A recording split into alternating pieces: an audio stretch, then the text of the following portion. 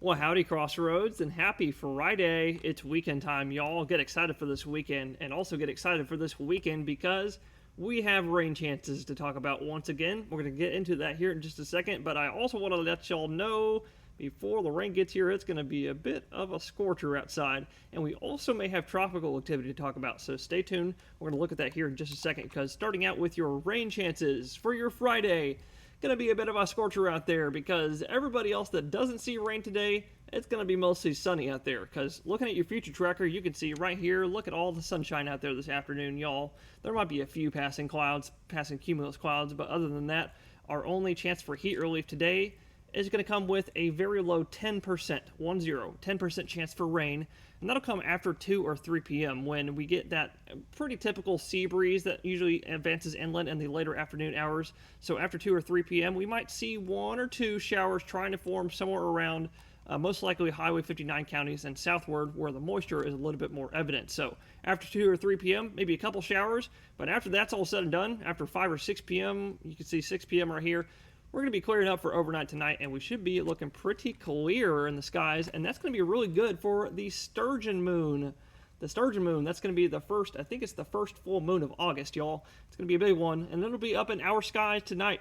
I think the peak of it is at like 3 a.m., so if y'all are staying awake that late, we're looking at some prime viewing conditions for that. Otherwise, we're looking at some prime heat exhaustion conditions as well. Today, we're looking for a high, today, Friday, we're looking for a high of 99, possibly even 100 degrees here in Victoria, because 99 was reported yesterday in Victoria. So please stay safe, y'all. We're also looking for heat indices, especially for folks along the coast.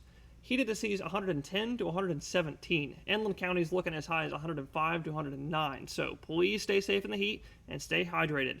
Otherwise, if y'all are not a fan of this heat, we have natural hydration coming our way this weekend, y'all. It's coming in the form of rain chances, as you can see on the future tracker.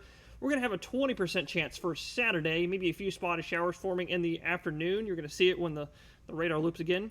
Right here, maybe a few spotty showers for Saturday afternoon, increasing to 30% for isolated showers and thunderstorms as we go into Sunday afternoon and continuing on Monday at 30% as well. And this rain, it's going to be coming from a couple systems actually, not just one. First of all, we have a mid-level low pressure system that'll be coming out of East Texas and also the Arkansas region. It's going to be sliding southward very slowly over the next 24-48 hours. And this mid-level low is going to meet up with, you had heard me talking about this earlier this week, there is a very weak tropical spin in the Gulf right now. It was originally thought to maybe turn into a system or something like that, but no longer the case. Not thinking of anything tropical, at least not over the next few days in the Gulf. That's going to meet up with this low system, and we're going to look at that moisture move onshore in the form of rain chances for the next several days. 30% Sunday and Monday as well, and then 20% for next week. But as we go into next week, we're going to be shifting our focus from the rain to the tropics because it's August. It means it's peak hurricane season, y'all, so this is nothing out of the ordinary. We've got a few high-pressure systems that we're going to be monitoring coming off of the Atlantic, and these are important. Why? Because winds around high pressure are clockwise, so these act as steering mechanisms every summertime, every hurricane season, and you can see right here, computers have a system forming, and pretty much, like I said, anything that forms underneath high pressure, on the bottom underneath it, winds are from east to west, so it's going to slingshot it westward, possibly into the Gulf, or maybe the Caribbean, and it's exactly why we're watching.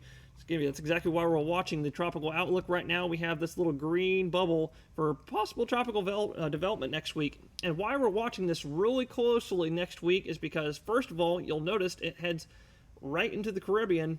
If we're lucky, it moves a little bit north of the Caribbean and possibly goes towards the east coast. But we're watching this especially because this tropical wave, all four of them, all main tropical computer models are suggesting development in this little green bubble region between the 12th and the 17th of August. That's going to be between next Tuesday all the way through next weekend. So we're going to be watching this real closely because all computers are agreeing on this development and movement into possibly the Caribbean or the Bahamas region sometime late next week. So stay tuned for the latest on the tropics. We'll have more on that for this weekend and next week.